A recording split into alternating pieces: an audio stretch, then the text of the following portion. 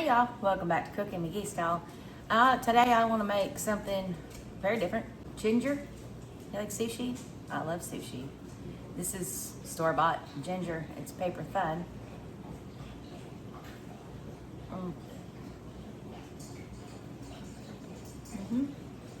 Let's try to make some.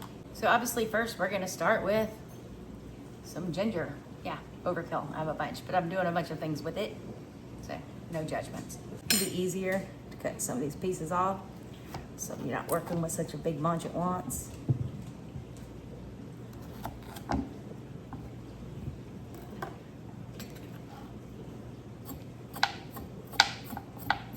Cut these ends off.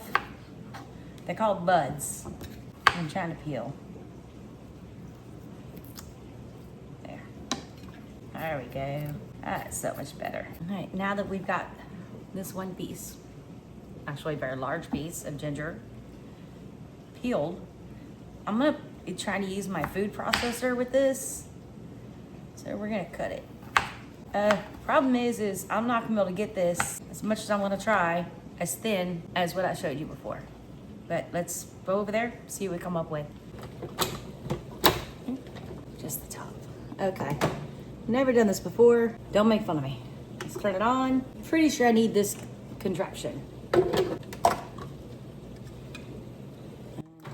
this.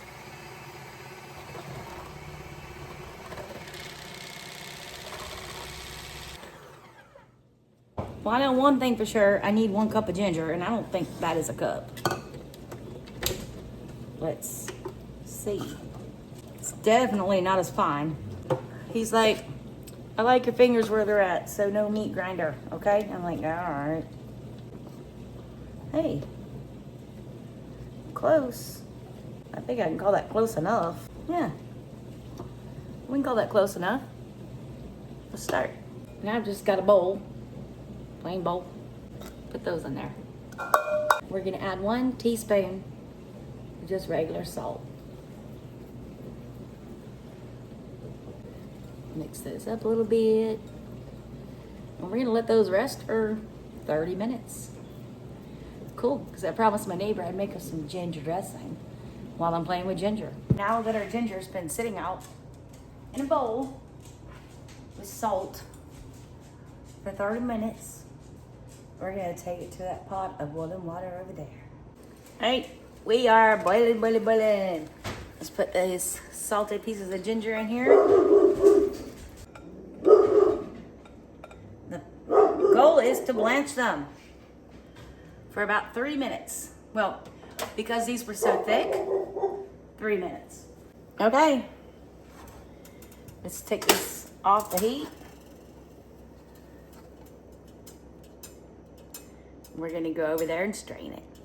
Okay, here we go. I got a little strainer colander thingy. Now I'm not supposed to rinse these, but I'm supposed to let them strain thoroughly. And that's hot. So it'll take a few minutes. While we're waiting on that, let's do what's next. All right, I'm gonna use the same pot I used to blanch it. Why not? 1/2 cup of rice vinegar. 3 tablespoons of just plain sugar. 2 tablespoons of just plain water. Let's get this going. We want to bring it to a boil. We don't want it to boil too long. We just want the sugar to dissolve. That's why I'm stirring. But I do want it to get to a boil even after the sugar dissolves. So.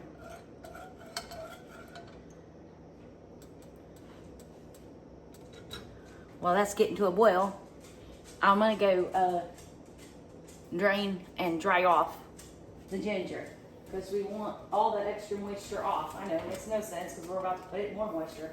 That's what we're doing. I'm just using a paper towel to get as much of the moisture off as I can. Well, I don't think that's too bad. They're not as thin as I wanted.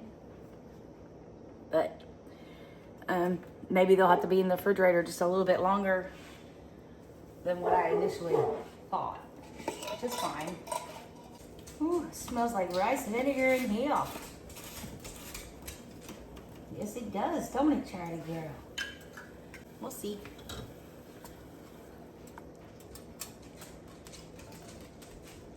All right.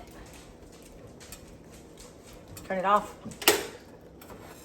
Take it off the heat. We're not making candy here, y'all. Ew. Ginger candy? That don't even sound good. We don't want that.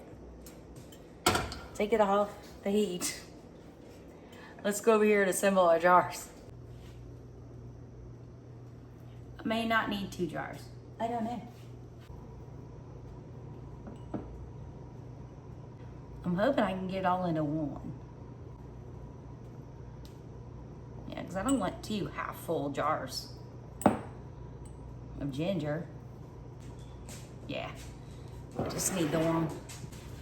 Our grocery store didn't have beets, so I had to buy a jar of pickled beets.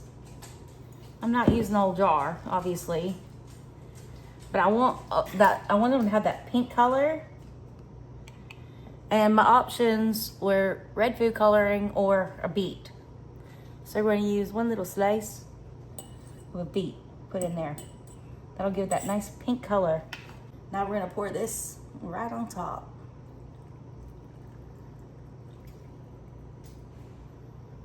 There we go.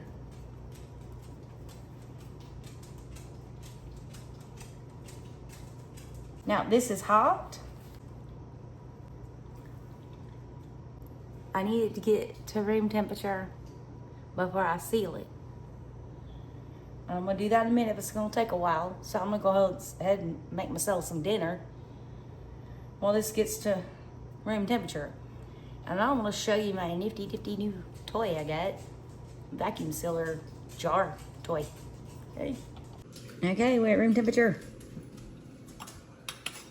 Let's play with my new toy. Here's a lid. Let's put that on there. Turn it off. If this doesn't seal, that's fine. In about 4 days, it'll be ready to eat. It'll be good for up to 2 months in the refrigerator. If it does seal, even better, then once open, good for 2 months in the refrigerator. I'm still gonna refrigerate it, even if it does seal, just cause why not? That's where ginger goes. Let's find out.